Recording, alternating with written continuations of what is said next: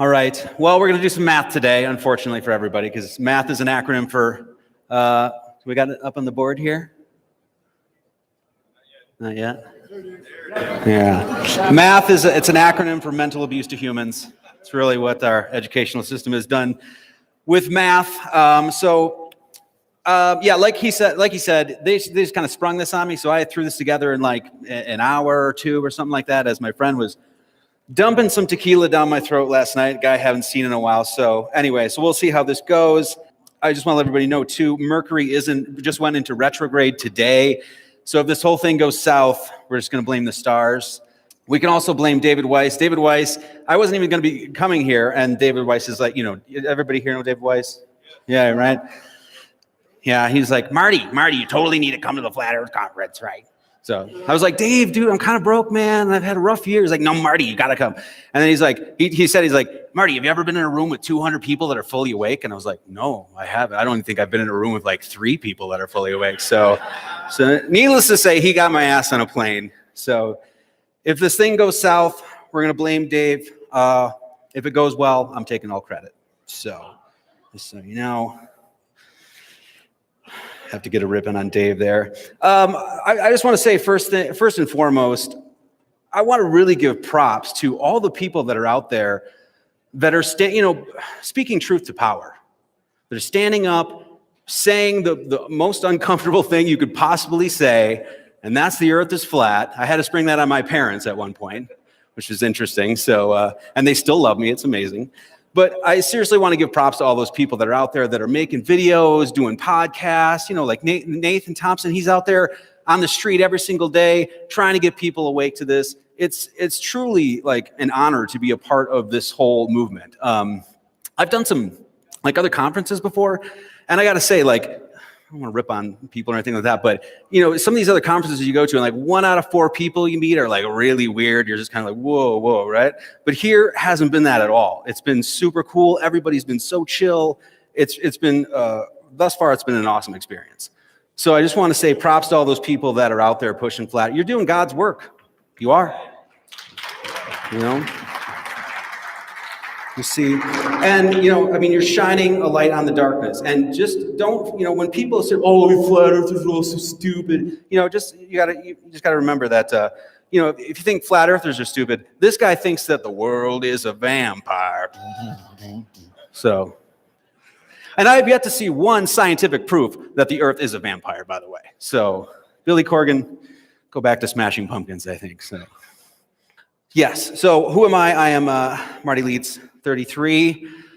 I have a website, martyleeds33.com, and I'm also on YouTube. I had a YouTube site at one point, had, 45,000 subscribers, and then YouTube shut that down. Of course, that's happening to a lot of people, but YouTube is kind of the Indian giver of the internet. They're like, hey, you can broadcast yourself. And then they're like, you start speaking truth. They're like, oh, sorry, can't do that.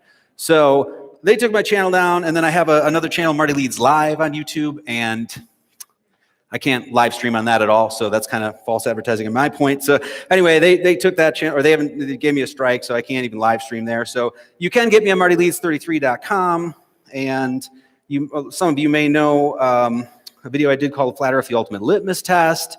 As far as I know, it's been mirrored a couple times, and it's been seen by like over 1 million people, which is insane. It's amazing. Really proud of that film. I hope you all watch it. And I also have a show, the Marty Leeds Math Magical Radio Hour. And if you see, there's a Freemasonic square and compass up there. And I'm also Marty Leeds 33. That triggers a lot of people. I just want to say that basically I tackle those subjects, pretty controversial subjects like number 666, 13, 33, what all this stuff means. And I try to bring some clarity to it because there's a lot of misconceptions, a lot of misrepresentation, a lot of this information. And so I try to do my best to clarify that and really show people that really what you have going on in the nefarious aspects of the world is these people, these Luciferian satanic people that are basically taking a sacred system of information and twisting it and perverting it. And that's essentially what they're doing. So that's basically what I try to explain on, my show, videos and things like that. And then I've had some good guests on my podcast. Crow 777, David Weiss was on the show. So if you guys, I just interviewed True Stream Media. If you guys want to check that out, pretty proud of the show. And my website and on my YouTube channel, I cover a host of different topics. I mean, just a bunch of different stuff. You know, I did a midnight mass, which I'll be doing another this year. I do basically what I do is the main focus really is decoding the Bible mathematically. And though we're not going to get into gematria a little bit here, I'm going to take a sort of a different route today. But that's really the focus of the work. I look at the name of Jesus Christ. I look at verses in Scripture, Genesis 1:1, 1:2, 1:3, Revelation. I look at John. I look at all of that, and basically sort of deconstruct it. And then I also do things like I've got a video deocculting the International Space Station. I've got deocculting Elon Musk, which is I really encourage people to go check those out. So, and basically the work, and I'm just going to cover this really quick, just to give, if you don't know who I am or what it is I do, kind of a little brief overview of the focus of the work that I do is, what you see on the screen right there is it's a cipher, and it's a cryptogram or a cipher. And what it is the English alphabet, as you can see there. And what I've done is basically put numbers to the letters of the English alphabet in a certain way that this is actually called, it's a septenary cipher. And this number to letter correlation, I actually got directly from the Bible itself. So it's a cipher that I'm trying to lay the evidence for that was encoded in the Bible that allows us to actually deconstruct and see that the Bible itself is it's a mathematical document, that there are mathematical underpinnings in the Bible. And that's essentially the focus of the work.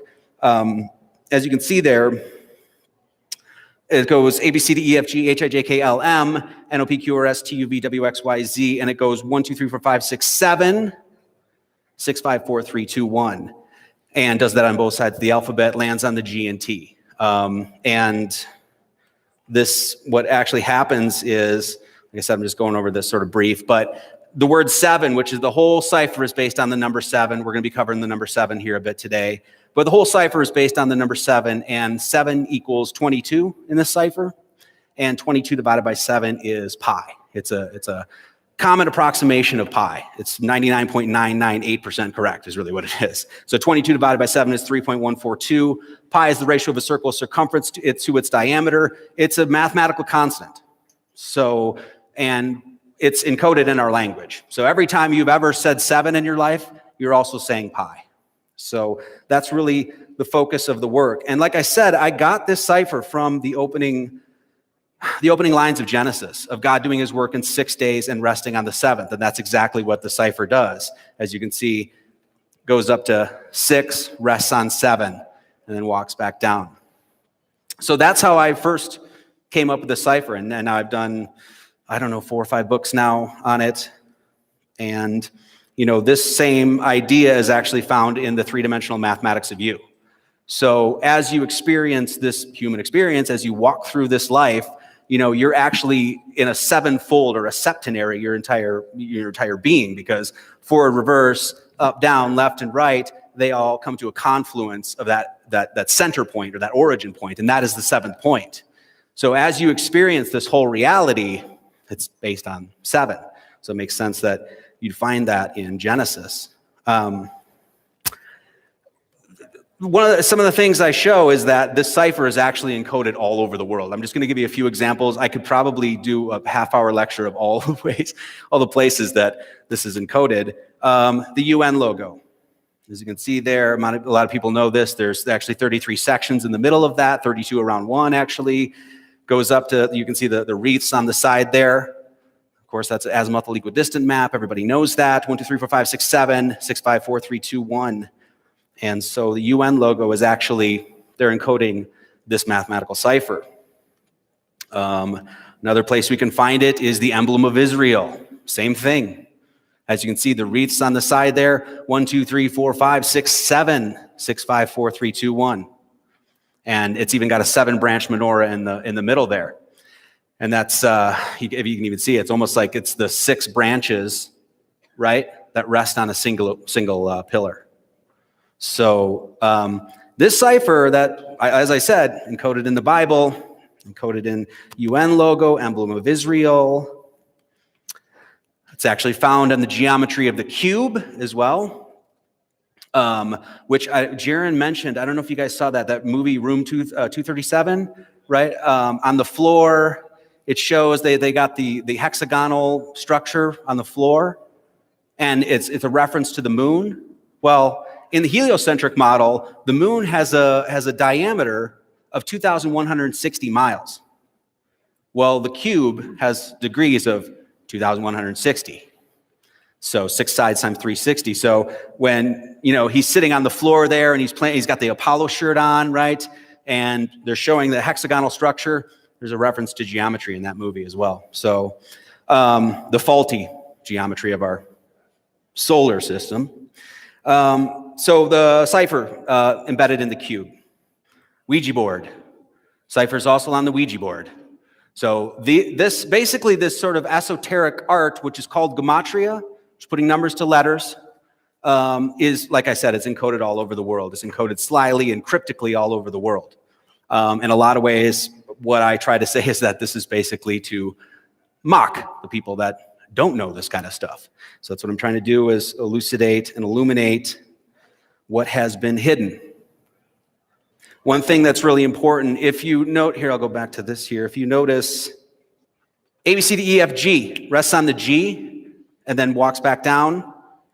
N, O, P, Q, R, S, T rests on the T, walks back down. So 7 and 7, which remember, 7 encodes pi, encodes the ratio, the mathematical universal constant of pi is encoded in the number 7. And you find that 7 resting on the G and T. Well, that gives you 2 pi's in the alphabet. Well, this is pi and tau, which are 2 mathematical constants that are used in trigonometry all the time. And pi is, 3.142, 3.141, and tau is actually 2 pi, and 6.28. And literally the symbol, the Greek, letter for tau is the T. And as I said, the cipher, boom. So like I said, I'm going to cover some other stuff here. We're not even really going to be covering gematria, but I wanted to give a little example of what it is I do. There's a ton of stuff encoded in this. Squaring numbers, triangular numbers, pi, tau, squaring the circle. You could go at 12 around 1. There's just so much stuff is encoded in this cipher, and like I said, got it from the Bible. So that's the gematria in a nutshell. Just wanted to lay that in your lap. Hopefully intrigue you to go check out some of the videos. I've done a lot. So, when I got off the plane here, I was all sorts of triggered. I was just walking through the Denver International Airport. First thing I passed by is, if you see on the bottom there, it's Denver International Airport. You guys know the conspiracy of Denver International Airport, right? Right? It's nuts. It's insane. You think about, they built like these huge underground warehouses. Do you know how hard it is to dig through the rock around here? Yeah, anyway. So as I was walking by Denver International Airport, construction or cover up? Are we creating the world's greatest airport? Or is it a conspiracy, right? This is them, in my opinion, just completely mocking humanity. And then walk past this bookstore, and it's Infinite Wonder, Scott Kelly, you freaking liar. So anyway, and that's supposedly some photographs he took from the ISS, and I think we all know how we feel about the ISS. So anyway, all sorts of triggered getting here. I went to the grocery store and I was just checking out a point of purchase display there. Had a bunch of chocolate globes there. And I was like, can't I just have my savory milk chocolate without some globalist propaganda, please? Could I just enjoy my sweets without being propagandized? Is it so much to ask? So anyway, you guys are, you're all sort of like awake to these things. And isn't it amazing how much you see it now? It's just all over our world. It is constantly pushed upon you ever since we were children. This is, it's the work of Satan as far as I'm concerned. So, or Satanists. Yeah. And before I left Hawaii, I actually flew here from Hawaii, and I went up to Mauna Kea, and they were selling astronaut space food. Let's just say I ain't buying it. So anyway, that was interesting. You can't help but see these things anymore. It's amazing. One one thing I wanted to mention to everybody. I am getting married next. Yes. I think next June. You're all invited. It's a $10,000 gift minimum. And it'll be, we only accept cold, hard fiat currency. No. Anyway. Yeah, so the reason I'm saying I'm getting married, not just to get your applause or anything like that, but I'm here to say that you can fall in love and be on the flat earth. So, but when I met Jennifer, we were speaking. She actually lived in Hawaii and I lived in Oregon, and we were speaking on MySpace or Facebook or my book or face space, whatever it's called. And we were in the chat, and I told her, she was a globalist at the time, globe head at the time. And I told her in the chat before she came over and, we hung out for a month and really fell in love. I told her, I was like, well, what would you think if I told you I was a flat earther? And she just kind of laughed and she didn't take me seriously. Then she flew from Hawaii to Oregon and met me. And then she realized I was serious. And she was like, oh, You're actually a flat earther. So, but don't worry, it didn't take me long to get her into the cult, if you will. Because luckily for me, she still has at least 2 brain cells that she can rub together furiously and create some freaking fiction. Anyway. So all I had to do was show her a few things like this. Like, hey, baby, isn't it interesting that the World Trade Center, 60 people died building the World Trade Center. 60 people died building the World Trade Center. You know how many people died building the ISS? That's a big fat 0. 0. So I just said certain things like that to her, and she's like, yeah, that doesn't make a lick of sense at all. That's just ridiculous, So supposedly they put this whole International Space Station together in space, right? And going at, 10 times the speed of a bullet and 20 times the speed of sound? And no one died? Somebody look up right now, how many people died building the Golden Gate Bridge? I don't even know. Somebody look it up. You guys got phones on you, right? Shoot that off to me.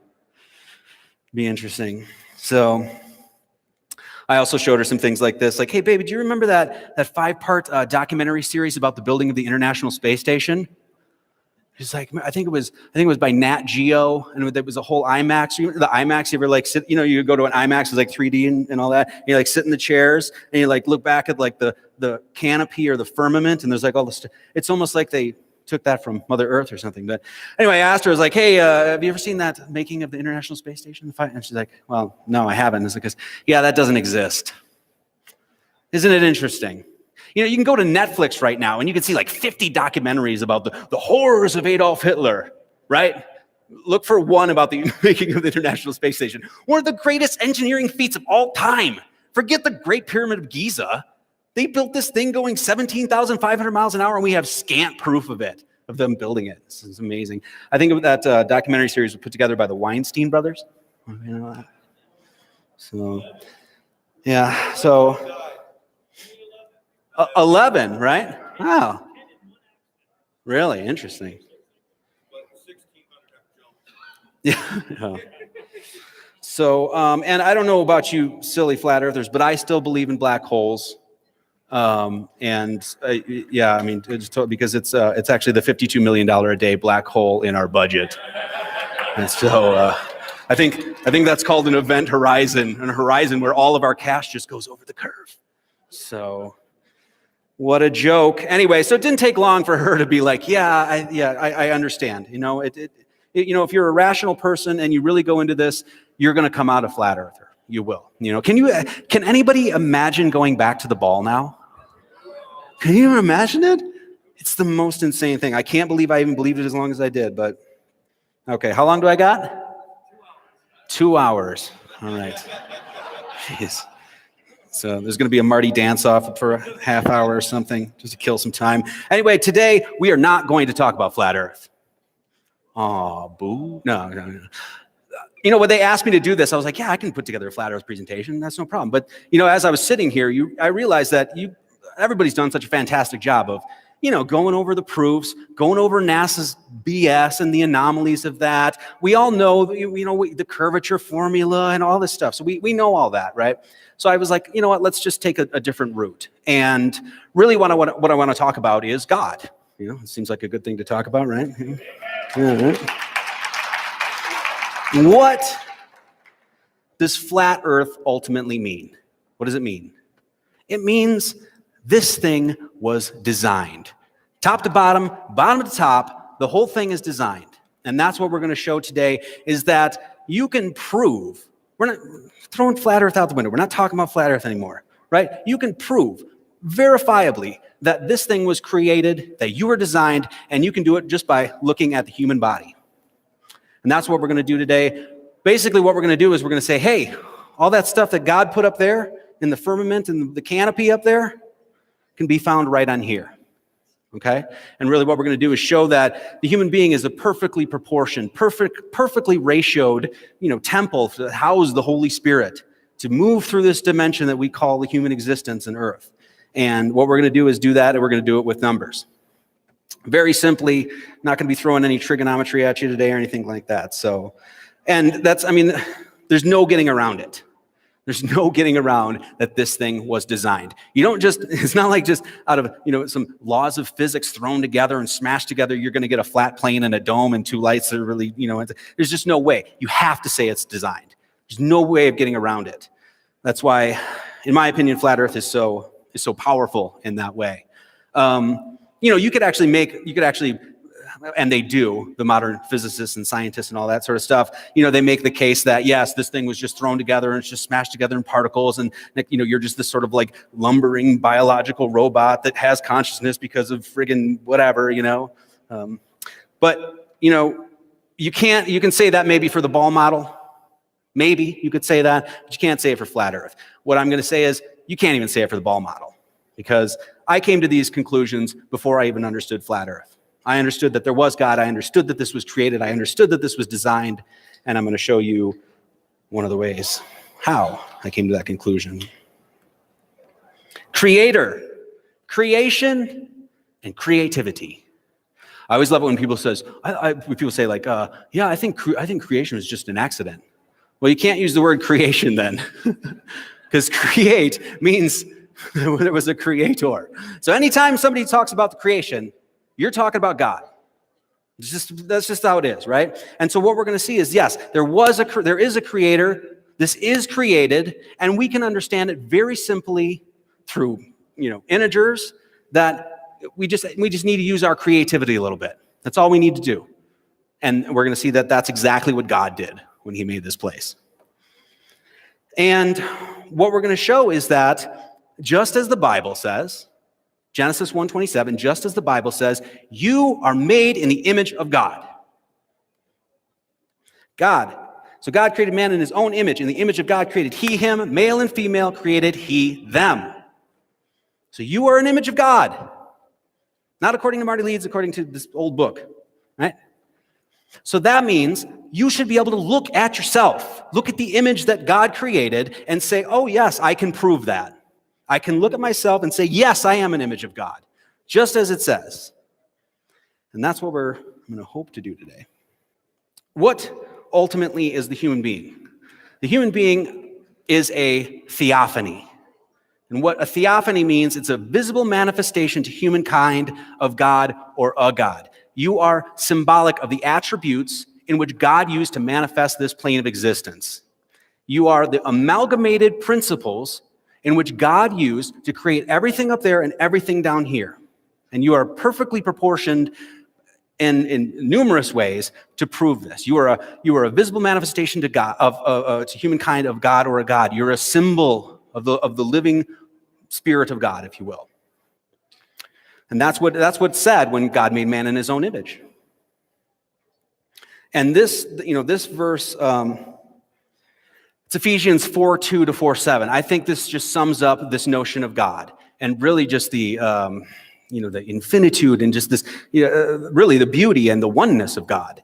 And it says, with all lowliness and meekness, with long suffering, forbearing one another in love, endeavoring to keep the unity of the Spirit in the bond of peace. There is one body and one Spirit, even as you are called, in one hope of your calling, one Lord, one faith, one baptism, one God, and Father of all, who is above all, and through all, and in you all. So where's God? And then the next verse is, but unto every one of us is given grace according to the measure, the gift of Christ. One God and Father of all. And where is God? He's above the creation. He's through the creation, and he's in you. Not according to Marty Leeds, according to Ephesians. So we're gonna prove that today. And we're gonna do that by looking up in the heavens.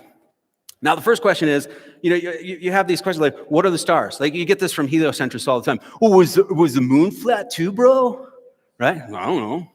I don't know. It's like, what are the stars? What's the moon? What's the sun? What's the blackness of space? What are the planets? I don't know. I ain't got a clue. Never been to the stars. Never been to the moon. No one's ever been to the moon. Never going to touch the sun. Too damn hot. Moon's probably too cold. What are the planets? I don't know. We have no idea what that stuff is up there. As far as we know, it's just some lights, So how do we have a relationship with that stuff up there? How can we say that, yes, I do know that God manifested me from his kingdom above? What are the stars? What are the moon? What are the sun? I don't know. But you know what we can do? We can track and map the cycles of all of those heavenly bodies. And this is what countless cultures have been doing, as far as I know, throughout history and prehistory as well.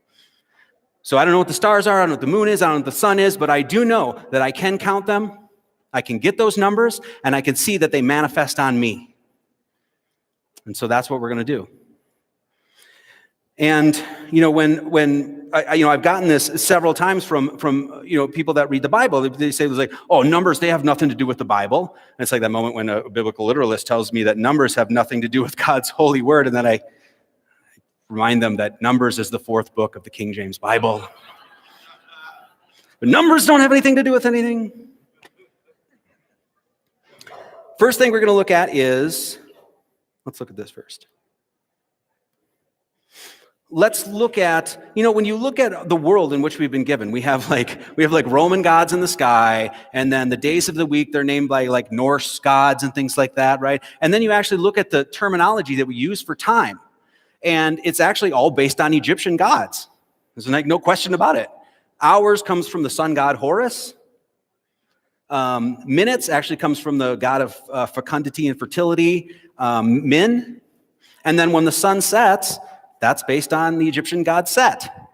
And Horus rises, Horus is the sun, and then, of course, his antithesis is Set. Set brings him down and makes him the sun set, So this stuff has, this has lasted for thousands of years, and it somehow is manifested into our own language. So, and this is, when they say, let me make sure. People say, oh, it's like the Egyptians, that's, paganism or something like that. You have to remember Acts 7:22, 22 divided by 7 is pi, by the way. Acts 7:22, it says, Moses was learned in all the wisdom of the Egyptians and was wise and was mighty in words and deeds, So Moses was learned in all the wisdom of the Egyptians. So when Moses, before he had that great Sinaitic revelation directly from God, he learned his stuff from Egypt. So, and this is what we say when you are perfectly proportioned to this creation.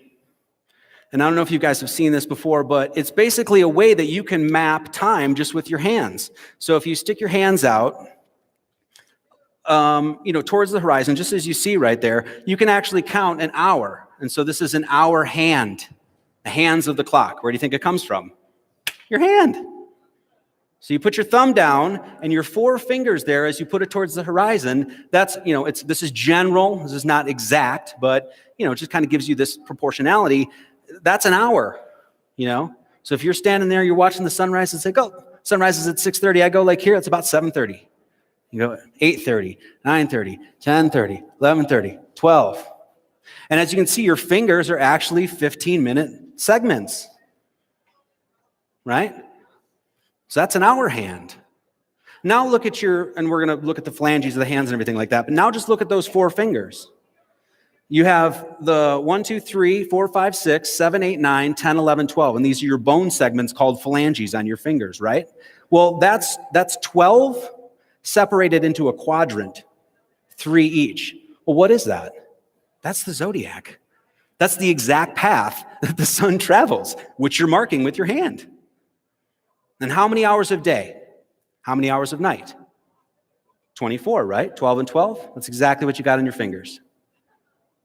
1, 2, 3, 4, 5, 6, 7, 8, 9, 10, 11, 12. You got 12 here, you got 12 here. Boom! That's 24 hours a day that you can map with your hands.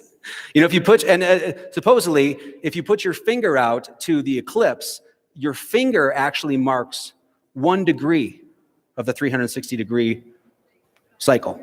So if you put your finger out to that horizon, that generally marks about 1 degree. So you can see, I mean, it's pretty clear that you are perfectly proportioned to this creation, perfectly proportioned. So we're going to look at some of the other mathematics of the hands.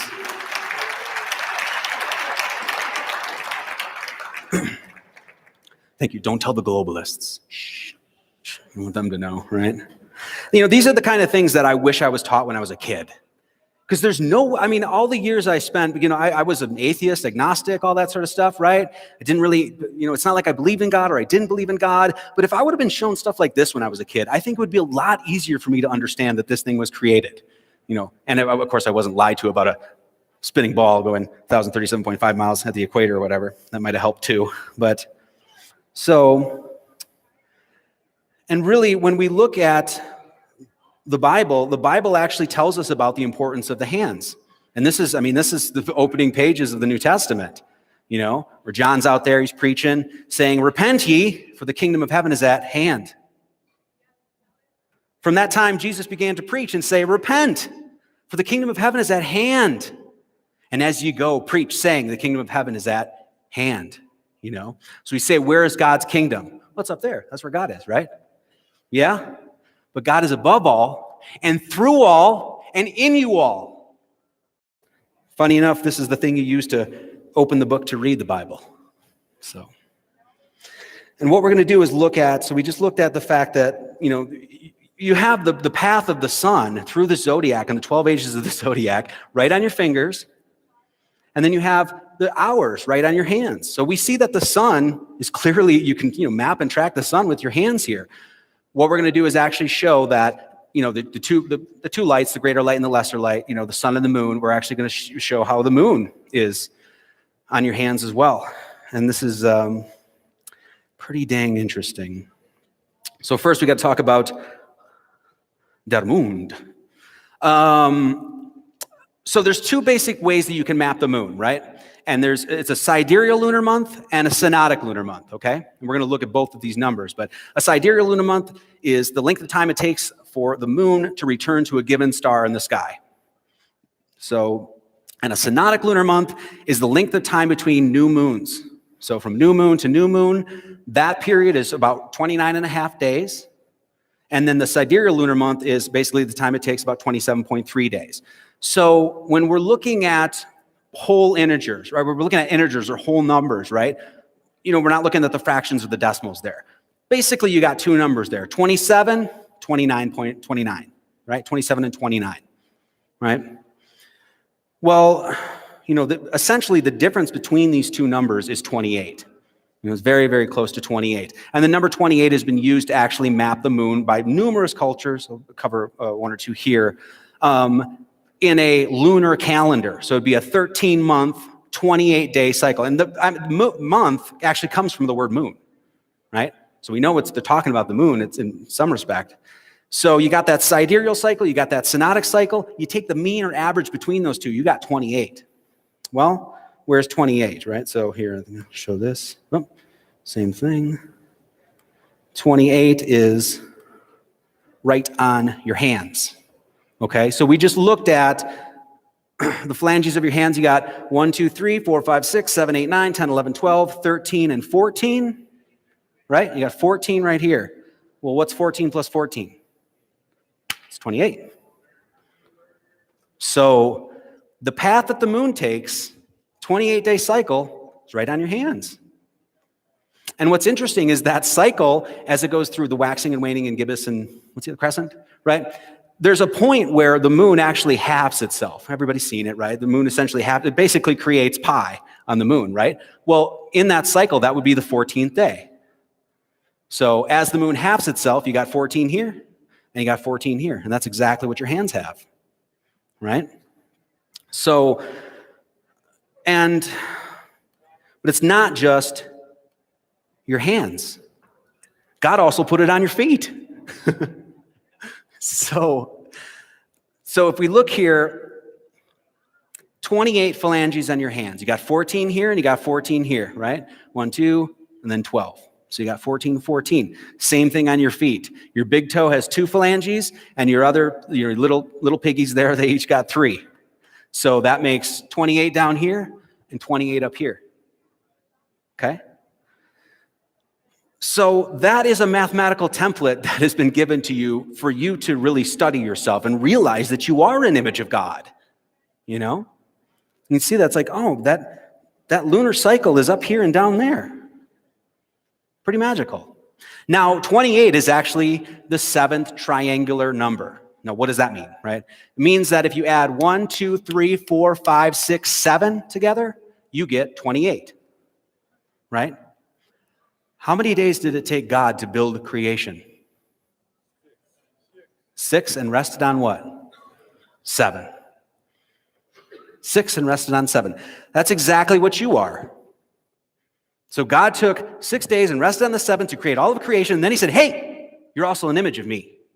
And when you experience this creation, you go 1, 2, 3, 4, 5, 6, and you rest on the 7th point. You add through those, and you get the mathematical template right here and down there.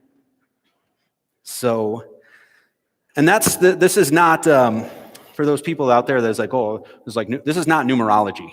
This is just adding 1 through 7. This is basic mathematics that really children can learn to do, you know. So yes, adding 1 through 7 equals 28. So 1, 2, 3, 4, 5, 6, 7 sums to 28. If you multiply those numbers, so 1, 2, 3, 4, 5, 6, 7, you multiply through them, you get the number 5,040. And man, I really wish I did have 2 hours that I could talk about that number, but I don't. So 5,040, multiplying 1 through 7, 5,040. Adding 1 through 7, 28. 5,040 divided by 28 is what?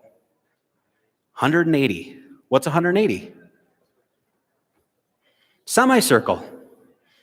It's what you experience every single day when you look at the sun. Rises over there, sets over there, does a 180 arc over you. It's when you look at your head, that's what you can turn your head, about 180 degrees. It's the internal degrees of the triangle. That's all found in the number 7. And then you wonder why God did his work in 6 days and rested on that 7th. You know, these are mathematical constants that are given to you right on your hands and toes, you know, hands and feet. You not only does 7 become this sort of principal number within creation, not only all of creation, but your creation as well. Look at all the ways that we experience 7 in our world, right? 7 colors of the rainbow. We just went through the 3-dimensional mathematics of U is 7, right?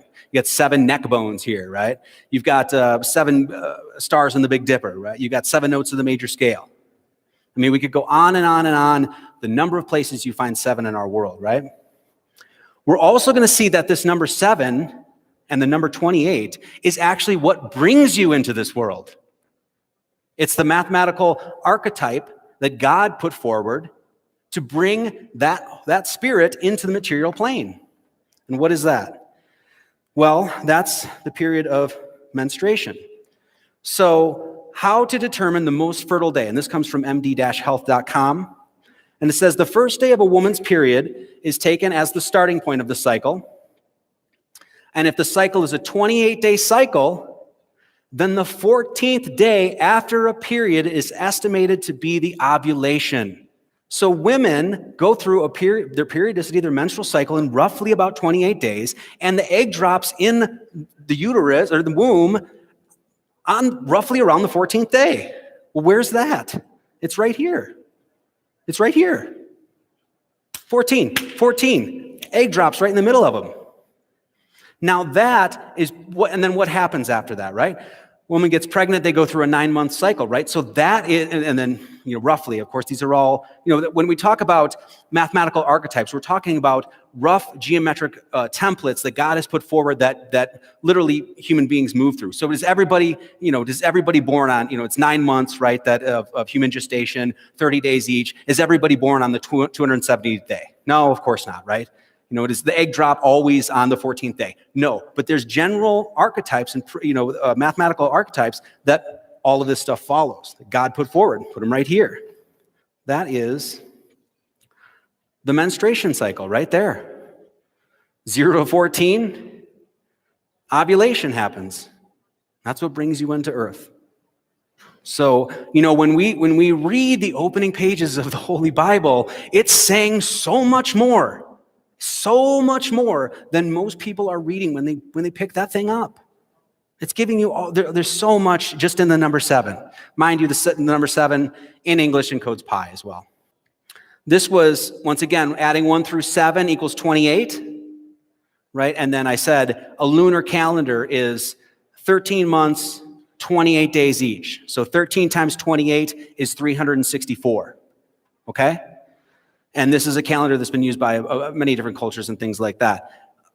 I actually learned this whole thing from this guy, Kevin Najuan was his name, and is his name. And he's from the Anishinaabe tribe up in Canada. And so one of these old things that they would actually teach the children was that you had 13, you could call them joints or separations of the body. You got the neck, you got the 2 shoulders, you got the 2 elbows, 2 wrists, 2 hips, 2 knees, and 2 ankles. And ultimately that's 13, as you can see there. And so I actually learned this from an old, native, indigenous Aboriginal native of Canada or the Americas, I guess you would say. So when you look at, you got 28 up here, and you got 28 down there, and you got 13 divisions separating between the 28 and 28 down there, 13 times 20, your body's a calendar. Of course it should be. God made you in his image. He's in control of this whole thing. What's so interesting is that, going back to this calendar, think about how this actually works within Jesus and his disciples, right? 13 months and 28 days. 13 months, 28 days, 364. How many disciples did Jesus have? 12 disciples. 12, and Jesus makes 13. That means Jesus and his disciples and their hands create a lunar calendar as well. And that's just counting the phalanges of Jesus and his disciples. And that's giving you a calendar. Nathan Thompson actually mentioned this, and I want to show this. And this is information. It's basically a sacred system of information that's been known worldwide. And so he mentioned this, and I just want to give a sketch to it. If you can see, like around the turtle there's like 28 little, sections there, and in the middle there's actually 13, right? So the back of the turtle shell is 13 times 28, which is 364. Which is the exact same thing you find on your human body and the exact same thing you find with Jesus and his 12 disciples. And then, we hear this lore about, what does the flat earth rest on, bro? Rests on a turtle. You bet your ass it does. I want to show this. We're talking about number 7 here, right? We're just focusing on the number 7. I'm not going to do any complex math here. Triple sevens, 7 times 7 times 7 is 343. And 7 plus 7 plus 7 is 21. Well, what's 343 plus 21? It's 364. So the same thing with Jesus and disciples, same thing the turtle, same thing with you. It's literally just encoded in the number 7. A calendar, 7 days a week. Now, some of the work that I do, I'm just going to jump into gematria a little bit here because I'm at the Flat Earth Conference and this is pretty pertinent to what we're discussing. But this is the 7 astronauts, whatever they call them now, that supposedly died in the Challenger explosion. And people have shown that these people are obviously still alive. But this is using a septenary cipher. So the cipher I just showed you, 7-fold cipher, all based on 7 astronauts, right? Dick Scobie, Michael Smith, Ronald McNair, Ellison Onizuka, Judith Resnick, Gregory Jarvis, and Krista McAuliffe. 7 astronauts. What is that total in gematria?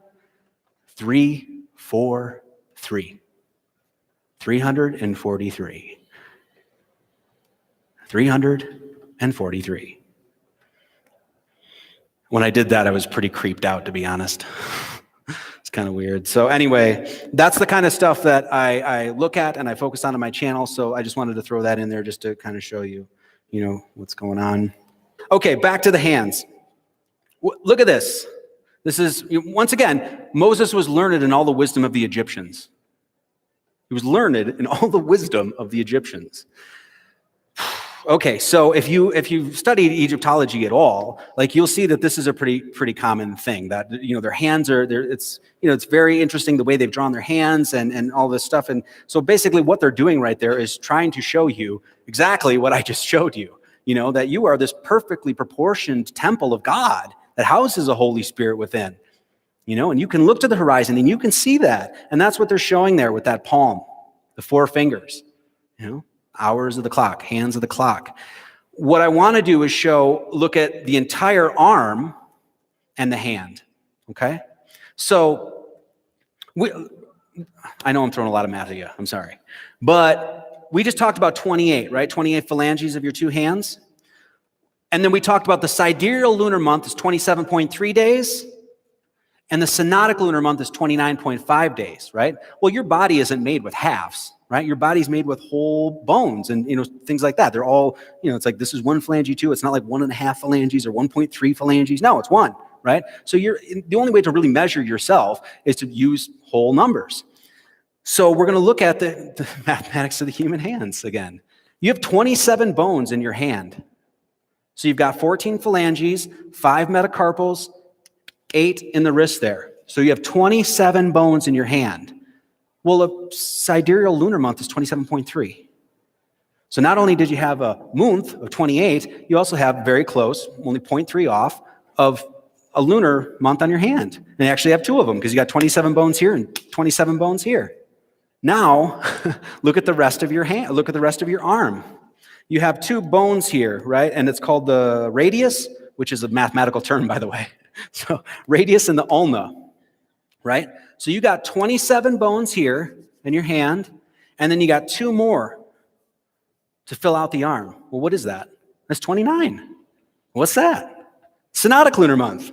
And you got 2 of them. This is what we're saying when God made man in his own image. Now, what they're showing there is that's known as the Egyptian cubit or royal cubit. This was the hieroglyph that they used for the royal cubit. And so the royal cubit was based on your arm. So from your elbow right here to the tip of your finger was called the cubit. So what the cubit is actually doing is showing you that you are built with proportionality, just like we talked about. So if you draw a perfect pentagram, you can, and you could do this too, and I encourage you to do it, right? If you draw a perfect pentagram, it's going to be very, very close anyway. That this section of your arm from here to basically the center of your wrist here will be considered 1.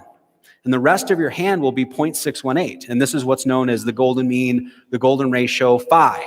And what, people see a pentagram and all of a sudden, a lot of times they'll think like, oh, it's occult symbolism or stuff like that. And that's just geometry. That's just geometry. And what that geometry is telling you about is that, once again, you are this perfect microcosm of a macrocosm.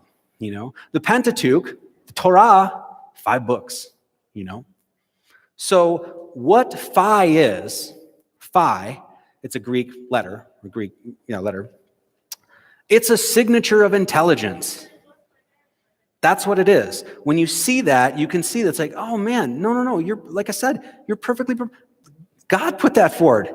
This is that God left this for us. This wasn't made up by man. And the ratio of phi is all over your body. It's in the cochlea of your ear, once again, this is very rough, but very close. From the bottom of your feet to roughly your navel here is 1, and then the rest of the navel to the top of the head is 0.618. Your face is, it's got pi or phi all over, So this is a signature of intelligence. And this is why, and what I actually show is this is encoded all over the Bible. It's encoded in the first 2 words of in the beginning. So That's what they're focusing on there. So think about this. You got a sidereal lunar month. You got a synodic lunar month. You got a regular 28-day lunar month. And then you've got the proportion of phi right on your arm. That is called design. I don't care what the shape of the earth is. All I need to do is look at this image of God and I can be like, oh, yeah, this is designed. Phi is, even phonetically, if you look at the phonology, phi is where we get the word 5. And this is with the golden mean, the golden ratio, golden proportion. Perfectly proportions with the pentagram. 5. 5. So, that's a lot of the hands. I don't know how much time do I have. How much time do I have? 5 minutes, that's perfect. Okay, cool.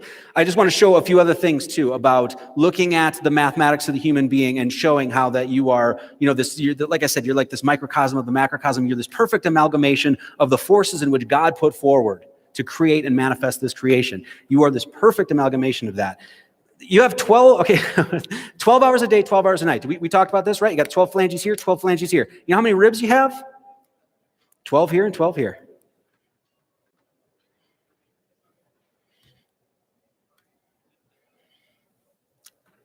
20 baby teeth, you lose those baby teeth, you get 32 adult teeth. How many is that? It's 52. And it's based on what? The number of weeks in the year. And what's that based on? The number 7. So, just say, and then, by the way, what's the number between 20 and 32? It's 12 once again. So there you go. All you have to do is count your teeth. This is God being creative.